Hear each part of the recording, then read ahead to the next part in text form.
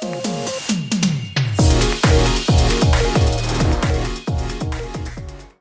everyone, and welcome back to another updated RuneScape 3 quest guide. Today, we have a Void Dance.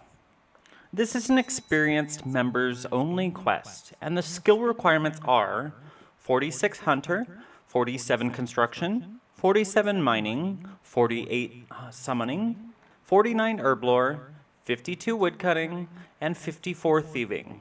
All of the required items can be obtained during the quest or brought with. You will need the Calm Orb, a spade, and an onion. You will also need 65 coins or a Ring of Charos, and 16 free inventory spaces. To start this quest, talk to Commodore Tyre on the Void Knights outpost. After finishing an argument with Captain Karasi, he tells you that the Void Knights and Temple Knights have made no progress towards catching the escaped pest from the previous quest.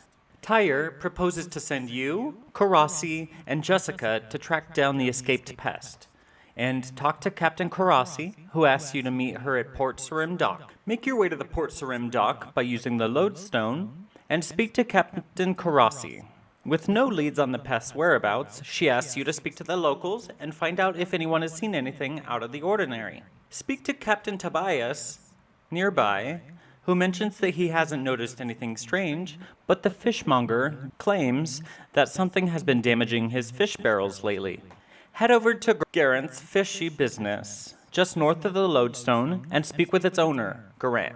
Garant reiterates what Tobias said, although adding that the creature headed out west a couple days ago. Exit the shop, and a purple track appears, leading from the dock and continuing onward towards the barrels.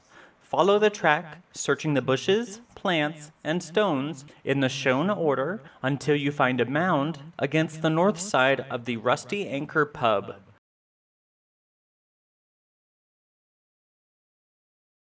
Check the mound, then go and inform Captain Karasi of your findings, and she will then tell you to go talk to the bartender of the Rusty Anchor pub to gain access to his cellar. If you ask Captain Karasi about the Void Knight's beliefs, she will hand you a Void Knight book. Now, go talk to the bartender. Once you speak to the bartender, unfortunately, you find that he is too sick and has lost the cellar key somewhere in the pub. He mentions looking in one of the junk piles on the floor. Search them until you find a key and proceed to the cellar via the trapdoor in the northwest corner of the pub. In the cellar, you are joined by Jessica and Captain Karasi, who asks you both to look around for anything out of the ordinary. Inspect the suspicious-looking wall on the north side and mine it out. A strange purple goo, similar to the trail you just followed, begins to pour out, and Jessica tells you that she'd like to gather up some for further inspection, although she needs a container to collect the goo. The nearby storeroom houses an empty barrel, which you can use, but you must find a way to obtain it through the beer hatch. Now, follow the correct steps given, and take your time. First, kick the barrel south of you twice. Now, walk 1 east, kick the barrel south of you. Then, walk 1 south, and kick the barrel west of you. Now, walk 1 west and kick the barrel south of you again. Walk 1 southwest and kick the barrel west of you.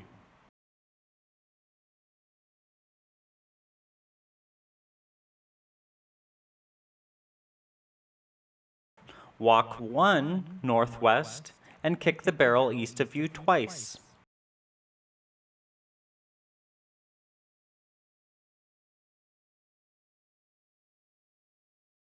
Walk 1 northwest, kick the barrel north of you. Walk 1 north and kick the barrel west of you twice.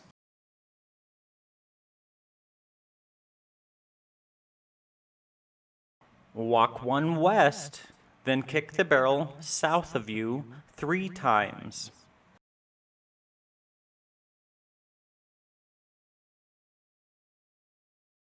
Walk 1 west and kick the barrel south of you.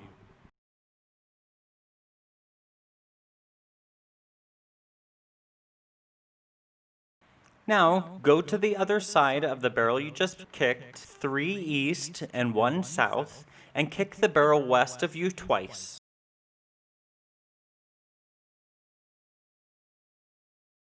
Now, kick the southwesternmost barrel south. Then, kick the southernmost center barrel to the east twice.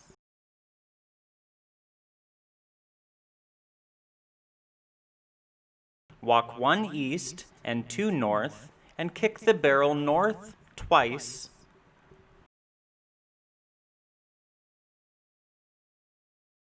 Walk 1 northwest and kick it east.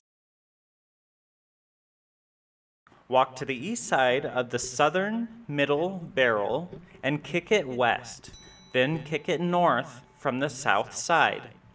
Once the barrels are in position, kick the empty barrel along the path directed in the picture.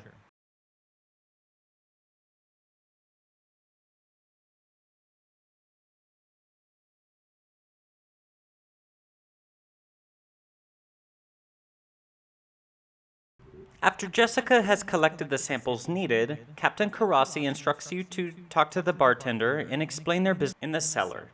You can either choose to be honest or lie. The result will remain the same. Then talk to Captain Karasi at the docks where she was earlier, who says that the pest would probably have stowed away to Musa Point in search of a warmer habitat. Travel to Karamja and speak to Zombo in the pub about noticing anything odd. He mentions that Kofi, the manager of the general store, recently became ill after seeing a scorpion or something. Go speak to Kofi and he will promise to tell you if you help repair his wall. In the southwest corner of the store, take from the supply table to get some logs, a plank, a chisel, and a hammer. Then use the plank and logs on the chisel to get a jointed plank and a jointed log. Use the constructed items together to get a joist, which you must place on the northern wall outside to repair it. Talk to Kofi again and he will point you to the pest trail, similar to the one you saw in Port Sarim. Now, search the logs, shrubs, and succulents to follow the trail. At the end of the track, you will come across another hidden burrow in the banana plantation.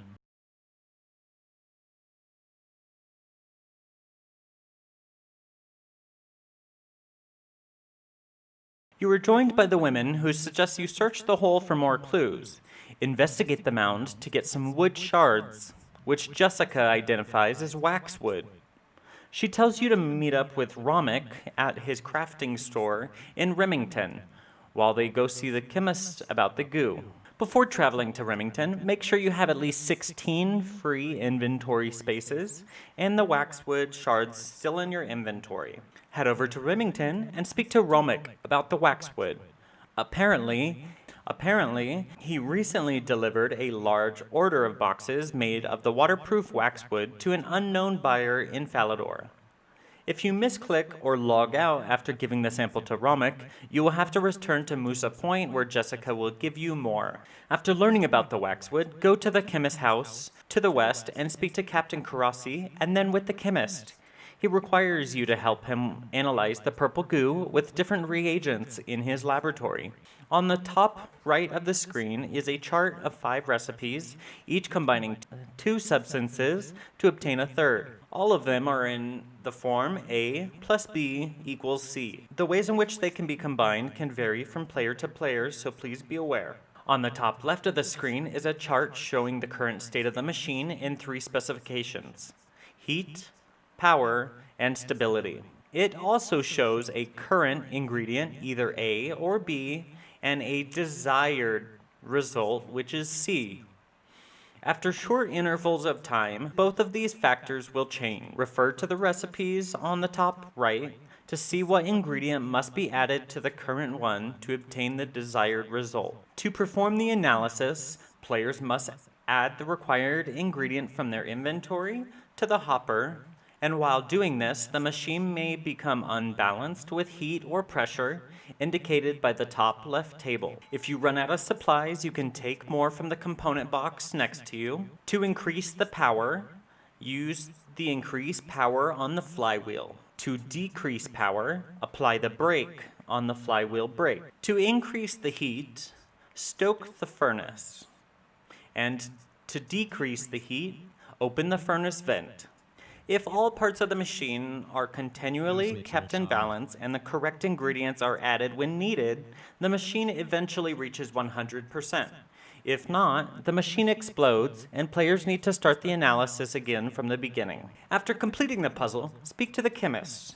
He reveals that the goo drains life energy from its surroundings to feed itself. On this news, Jessica offers to teleport you to Sir Tiffy Cashian in Falador Park to discuss the matters with the Temple Knights. Now, speak to Sir Tiffy, and he will tell you that there was a stall owner, Ali Tist, who opened up for business south of the Eastern Bank and is selling mysterious puzzle boxes. Head over to Ali's shop and buy one off of him and return to Sir Tiffy. After you try to open the box, Sir Tiffy, Captain Karasi, and Jessica each take a go at it, but fail. Jessica then suggests some complex ways to open it, and it does not matter what you choose, so go ahead and click any of them. Captain Karasi will then crack it open with her sword pommel and find more of the goo. Return to Ali and attempt to find out where he got the boxes, but he flatly refuses. Return to Sir Tiffy, who tells you to speak with Sir Amik Varaze, the leader of the White Knight, and he can be found on the second floor of the West Tower in the White Knight's castle, and he will give you a search warrant to search Tis stall. Items needed for the following portion of the quest are a spade, an onion, and the calm orb. With the warrant, question Ali until he gives you a mysterious clue scroll, saying that the clue was what led him to the mysterious boxes in a cave. Return to Sir Tiffy to begin the treasure trail. With Captain Karasi and Jessica keeping contact via comm orb, begin the clue scroll.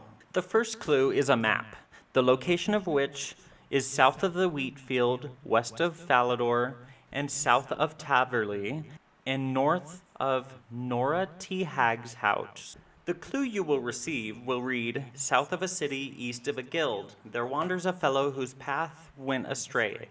Hand him an onion and give him a wave, if on track for the treasure you wishing to stay. Go east of the crafting guild and find a man wandering with a walking stick around the area. Give him an onion, then select the wave option, and you will receive another clue. The third clue reads, check a crate in the farmhouse west of the Falador farming patch. Use your Explorer Ring 3 and teleport to the cabbage patch, then enter the farmhouse south of Falador and search the crate just besides the front door. The next clue step reads, splash of red in a holy bed lies north of its fountain, east of Ice Mountain. Its three closest neighbors have petals of blue. Just dig where it's planted to find your next clue. The location of the next clue is at the Edgeville Monastery, so make your way there. The flower is in the northeast corner of the central fountain area, and after digging on the flower, you will receive another clue. Before continuing to the next step of the clue, this is the time to prepare all of your potions, food, and armor. There is a safe spot available, and the knight is very weak to magic, so it is strongly recommended. The following step is not necessary to bring the final clue or any treasure hunting equipment, but remember to bring the comm orb. Next, head to the Black Knight's fortress just northwest of the Edgeville Monastery, and try to enter the hatch, and you will speak to Captain Karasi and Jessica via the comm orb. They will then teleport to you to help you out, where Jessica also speaks with Karasi about joining the Void Knights. The three of you now enter a hatchway and appear in a full room of boxes. Captain Karasi will knock out the knight on guard and kill him.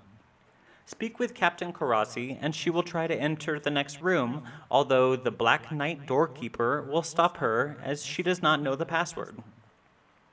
To get a hold of the passcode, Jessica will summon a void drone, which you'll have to plant on the low box near the door.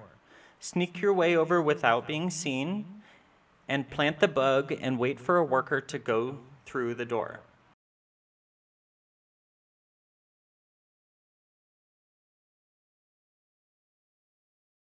After a worker has gone through the door, head back and pick up the drone, and come back and speak to Jessica, who tells you the password. Jessica approaches the door and tells the guard the password, but without an identification insignia, she is not allowed in. Pickpocket a worker as he is leaving with boxes in his hands, and you will receive an insignia. Now, try to open the door again. You will then say the password and show your insignia, and he will try to trick you with a secret handshake. You will enter with Captain Karasi and Jessica. You can either kill or bind and gag the guard, then speak to Captain Karasi. Enter the next room and right-click Murder on an indentured servant and receive a workshop key. Be sure to drain your prayer points before entering the final room by turning on all of your prayers available. Use the key on the next door to be faced with a level 77 Black Knight Guardian with 2,750 life points, weak to magic, and another level 110 Guardian with 1,500 life points, weak to melee. Captain Karasi attacks the one on the east, leaving the Western Knight for you. The guard only uses melee, but can hit hard and accurately, and has high defensive stats. It is recommended to use magic against these guardians, as they are weak to water spells. When you finish killing the guardian, speak with the Void Leech, which tells you a little bit about itself. You are now given the option to either set it free or to kill it. Either way, Karasi will teleport you and Jessica back to the Void Knight's outpost, where you will speak to Captain Commodore Tyre. After you speak to Commodore Tyre, that will be the completion of this quest. The rewards for this quest are 1 quest point, a Void Knight commendation, which can be given to any Void Knight for 50 Void Knight commendation points, 10,000 Hunter experience, 10,000 Herblore experience, 8,000 Summoning experience, 8,000 Woodcutting experience, 5,000 Thieving experience, 5,000 Construction experience, and 5,000 Mining experience, as well as 2 Treasure Hunter keys and 2 Hearts of Ice. That's it for today's quest. Stay tuned for another, and don't forget to hit that like, subscribe, and bell icon so you don't miss any future videos. We'll see you then. Bye.